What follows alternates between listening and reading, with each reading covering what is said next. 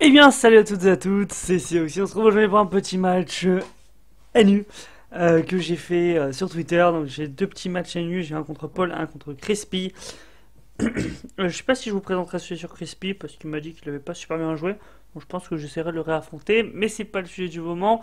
J'ai fait une team un petit peu what the fuck, un petit peu cool. Alors je suis parti toujours sur un Pokémon que je vous... Enfin voilà, je vous explique un peu comment j'ai fait cette team. Je suis parti sur un Pokémon que j'avais envie de tester. Tartare, boum. Tartare, veste de combat, point boost, point glace, séisme, cascade. Énorme Pokémon. C'est un Pokémon de type eau. Vous savez que je suis un petit peu fan du combo eau feu plante. Boum. Je rajoute 3 Pokémon. On a Vileplume, Joliflore, non c'est Rafflesia, excusez-moi. Rafflesia, Galopa, vous savez que j'aime beaucoup. Et Tarpo, le Pokémon que je vais tester. Donc on a 3 Pokémon. Plutôt sympathique. On a quand même 2 faiblesses de type vol. Bim. On rajoute Archeops. Aeropteryx qui est un Pokémon que je trouve tout simplement ouf. Je vous l'ai présenté plusieurs fois, le Aeropteryx full PV, full défense P avec ses PDR. Defog, donc anti-brume. Tombe roche pour diminuer la vitesse des Pokémon et atterrissage, je crois, c'est ça les 4 moves. Plutôt sympa. Après, je vous avoue que les deux derniers Pokémon, c'est un petit peu à la what the fuck, en mode bon, on va mettre ça. J'ai mis un sécateur parce que si vous un sécateur, oh mon dieu, trop beau ce mec. Pas du tout. Un sécateur, voilà, que j'ai essayé de tester dans une version un petit peu défensive, bulky. Donc il a de l'attaque, la vitesse et un petit peu de défense. Les Volirock, Danse-Lame, Aéropiqué, atterrissage et casse-brique. Et enfin le Lipoutou avec clonage, gros bisous, machination et laser. Donc on va commencer le match. Maintenant, on va mettre un petit peu de musique. Je mets la musique du jeu, bon ça suffira je pense aujourd'hui. J'espère que vous allez bien en tout cas. Ça c'est cool parce que hier en fait j'étais un petit peu tout seul. Je savais pas quoi faire et j'ai fait allez, on fait un match. Alors mon adversaire il a Limonde et mon gars, Limonde c'est la muraille de Chine. Je peux pas le toucher, je peux pas le taper, il fait des dégâts, il fait mal. Je le trouve trop fort. Enfin dans sa team il a été, ou contre ma team en tout cas il a été excellent. Je vous en parlerai un petit peu plus, mais voilà. Il fait ébullition, avec sa sale tête déjà. Trop moche. Il n'obtient pas la burn, donc ça je suis très content. Puisque j'ai pas aromathérapie. Je le joue avec Gigasang, pouvoir lunaire, Bomberg et PC Feu. Alors là, je vous avoue que j'ai un petit peu déconné. Le switch était assez évident et j'ai fait Gigasang. J'aurais dû quand même faire Bomberg. Je trouve ça assez obvious. Qui switch son immonde et surtout qu'il envoie la citrouille, donc Banchitrouille, sur mon Rafflesia. Bref, rien de bien méchant, il fait Vampigraine, il a anticipé le switch, donc ça c'est cool, parce que j'ai décidé de rester pour justement lui faire Bomber. Ça c'est super intéressant. J'ai sûrement anticipé le feu volet, j'aurais peut-être pu envoyer mon Galopa, et du coup il a fait Vampigraine, qui était à destination de mon Galopa, donc très bien joué pour moi, qui est joué tout simplement safe. Là j'ai encore joué un petit peu comme un tard. J'ai refait Bomber, bon là c'était pas du tout anticipant. Je me suis dit bon dans tous les cas je reste Rafflesia, je suis un gros Pokémon, j'ai fait puissance cachée de type feu. Et je lui mets quand même un petit 70%, donc très sympa parce qu'il a oublié de switcher derrière. Et là pour le coup je m'attendais un petit peu au switch. Mais voilà, j'ai décidé de jouer un petit peu, voilà, pas trop vénère, tu vois. Je me suis pas dit, bon allez, il va switcher, je vais faire une Bomberg, tu vois. Non, j'ai fait, bon, si switch pas, au moins je suis tranquille. Et du coup, c'est cool parce que je peux récupérer toute ma vie. Je sais que je résiste avant violent, je le sais, et je fais Bomberg. Alors pourquoi j'ai pris le risque de mourir avec la confusion et surtout de prendre autant de dégâts sur Rafflesia? C'est tout simplement que l'Acmessine est un Pokémon que je trouve assez fort et surtout c'est son seul Pokémon avec anti-brume et si j'arrive à me débarrasser de lui je peux être tranquille avec la pose de mes pièges de roc. Donc cave ses cailloux, il fait une très bonne anticipation le petit frérot, il sait qu'avec ébullition il va sûrement pouvoir me tuer, du coup plutôt que bêtement refaire vent violent, avoir la possibilité de miss et perdre des PP, et ben il fait l'ébullition, le stab, la puissance mon gars et boum, il met un gros 60% à peu près à mon Aeropteryx et je n'ai pas la burn. C'est vrai que c'est un petit peu dommage pour lui, mais ça fait 2 ébullitions, 0 burn, ça commence à être un petit peu gênant. Je fais tombe rush sur le switch, je me doutais qu'il allait switch, mais je voulais pas placer les pièges de rock tout de suite. J'aurais peut-être dû mettre les pièges de rock maintenant, comme ça l'arrivée de son Acmessine aurait été un petit peu corrompu, si je peux parler ainsi. Donc, je sais que son immonde a ébullition, je connais pas trop son set encore. Moi je sais que je joue avec repos, blabla dodo, ébullition et coup de jus. Donc vraiment pas le même set apparemment vu qu'il a les restes. Après on sait jamais. Donc j'envoie mon Rafflesia à la mort au début et il fait piège d'orgue. Donc c'est bien le Pokémon qui pose les pièges d'orgue. Assez intéressant mine de rien. Parce que du coup il a eu un placement de piège d'orgue assez gratuitement.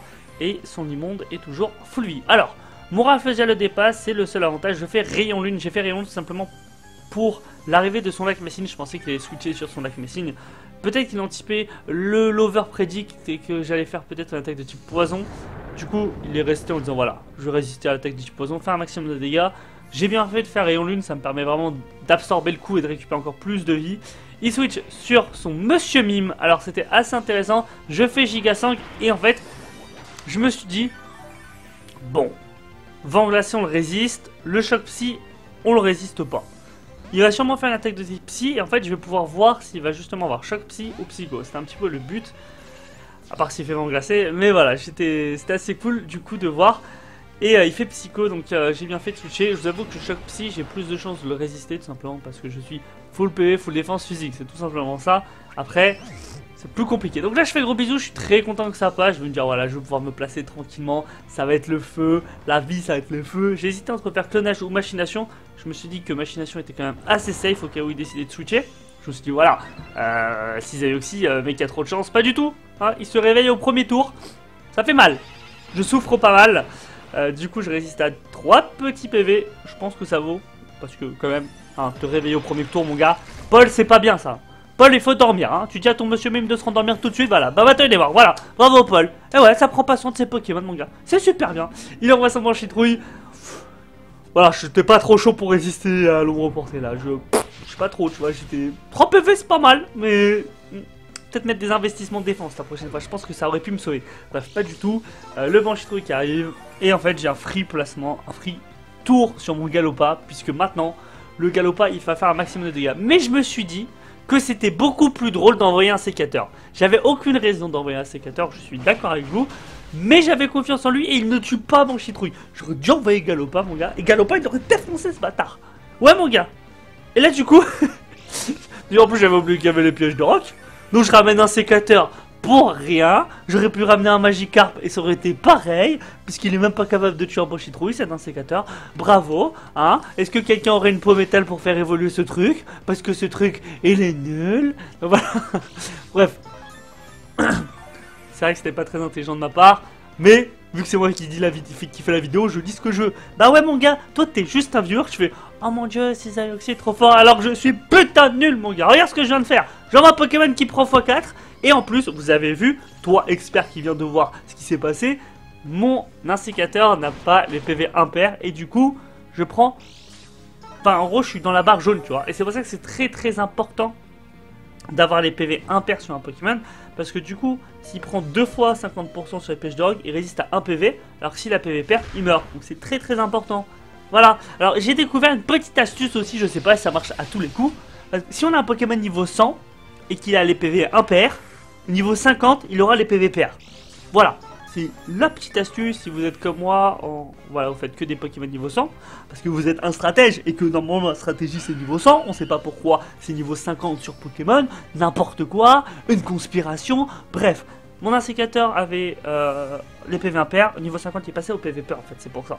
Mais voilà, voilà c'est un peu la petite astuce que je peux vous faire, ça me fait plaisir, c'est pour moi. Bref, du coup, le joli fleur qui arrive, le Gigasang, qui va récupérer vraiment cette attaque. Donc j'ai appelé mon Pokémon d'ailleurs DF Plante, un petit dédicace à DF Metal, c'est le mec qui est trop hype dans le NU tiers mon gars. Le NU mon gars c'est sa vie, et moi je suis un peu... Moi je lui vole cette team quoi, ça me fait plaisir aussi, voilà. Donc je vois KFC Caillou, excellent surnom au passage, hein, je pense que vous l'avez tous... Toi, bah, de toute façon vous l'avez tous vu mon surnom, vous l'avez tous vu. Je prends pas la confusion, ça fait beaucoup hein. La confusion y a pas, la brûlure y a pas. Vraiment Cisailloxi, tu axes beaucoup tes matchs, ça me choque hein. Vraiment, moi j'aimais mieux ta chaîne avant quand tu te prenais du axe. Oui monsieur, oui voilà. Et bah je mets même pas de pouce bleu, voilà, ça va saouler, je me casse. Non reviens, franchement, reviens. On continue. Et là l'immonde, franchement l'immonde ça fait des vues mon gars. L'immonde ça fait des vues. Je vais mettre un énorme limonde en miniature, tu vas faire oh putain, c'est aussi la sortie de nouvelle vidéo. Oh, il y a un putain de l'immonde dessus, ça va être la meilleure match de tous les temps. Et l'autre titre, ça va être genre l'immonde, le tour du l'immonde en 80 jours. Voilà, je vais faire un ouais, bref, je sais pas. En relais, il se passe plus grand chose, les petits frérots. J'ai toujours Galopa qui est derrière, qui va mettre une énorme pression. Il envoie Jean-Jacques Goldman. Et là, ça s'est très bien passé pour moi. Parce qu'en fait, il a anticipé le switch. Et moi, je me suis fait... Je sais qu'il va anticiper le switch parce que tout à l'heure, il a anticipé le switch et j'ai fait un tombe roche, mon gars. J'ai fait un double tombe roche. Ça arrive sur son Pijaco. Son Pijaco qui perd de la vitesse. Et c'est très, très bon pour moi. Vraiment, c'était un move très important. Il a anticipé le switch sur, je pense, soit Galopa... soit sur Joliflor, je pense. Je sais pas trop. Mais en tout cas, il a anticipé un switch. Je pense que c'est sur Joliflor. Je pense que c'est sur Joliflor parce que si il m'avait fait ébullition. En fait, s'il avait fait ébullition et j'aurais envoyé Joliflor, j'aurais pu avoir un rayon lune gratuit ou un Gigasong meurtrier. Donc je pense que c'est pour ça. Voilà. J'ai tout expliqué. Du coup, il faut me reporter avec sa citrouille qui n'a servi qu'à ça dans ce match. Hein. Dans ce match, elle a gagné son match contre un sécateur, cette grosse merde de Pokémon. Et il a fait des ombres portées pour tuer tout le monde, mon gars. Il a tué tout le monde avec ombre portée. Super. Super. Du coup, moi j'envoie Fire Blaze et voilà, là c'est fini. Voilà. Voilà, je suis le cheval de feu. Et le cheval de feu, mon gars, c'est très difficile à jouer. Il vous faut le mouchoir choix pour dépasser un maximum de Pokémon.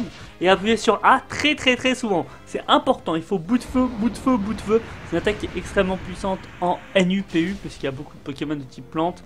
Et voilà, une fois que vous êtes débarrassé des Pokémon de type eau ou de type roche, ça passe tranquille. Donc, juste une petite remarque sur un sécateur. Je vous en ai pas trop parlé de ce Pokémon. Voilà, si je le trash un petit peu, c'est que j'ai surtout mal joué. Je pense que c'est quand même un Pokémon qui a quand même du potentiel. Il y a plusieurs sets qui sont proposés. On a un set soit vraiment bulky comme j'ai joué, donc full attaque, full vitesse, mais avec l'Evolurock, Dance Lame, atterrissage, aéropiqué et casse-brique, donc le set assez classique. Ou sinon le prochain set que je vais utiliser sera un set Choice Bonder ou Choice Scarfer avec demi-tour, aéropiqué, casse-brique et vive attaque. Donc voilà, je pense qu'il serait peut-être plus intéressant dans ce format avec un objet choice puisqu'il me permettrait de comboter justement avec un Pokémon comme Luxio que j'aime bien ou un Pokémon comme Zebritska et justement avoir le combo Volturn que je trouve très intéressant. Donc dans ce match, vous voyez pas trop l'utilité de mon Tartare. Je le trouve vraiment bien le Tartare. C'est une team qui me plaît. Honnêtement, si on enlève le Jinx, c'est une team qui peut être très bonne. J'adore le combo en fait, Joliflor, Galopa, Tartare, je trouve ça super intéressant. Aeropteris qui est un Pokémon que j'adore.